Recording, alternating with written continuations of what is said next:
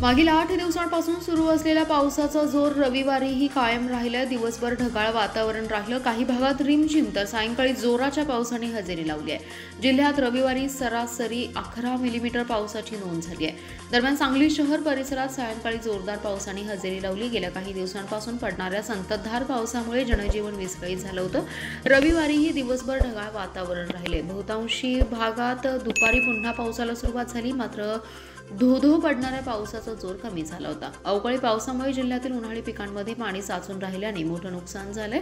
भाजीपाला, कलिंगड, झेंडू पिकांचं सर्वाधिक मोठं नुकसान झाले असा अंदाज कृषी विभागाच्या अधिकाऱ्यांचा आहे। रविवारी दिवसभर ढगाळ हवामानासह पावसाची उघडझाप चालूच होती। सांगलीसह जिल्ह्याच्या पश्चिम भागात सायंकाळी 7 नंतर पुन्हा पावसाला सुरुवात झाली। पावसाचा जोर मोठा असल्याने पुन्हा काही ठिकाणी पाणी साचल्याचं चित्र आहे। जिल्ह्यात गेल्या 24 तासांमध्ये 11 मिलीमीटर पावसाची नोंद झाली आहे।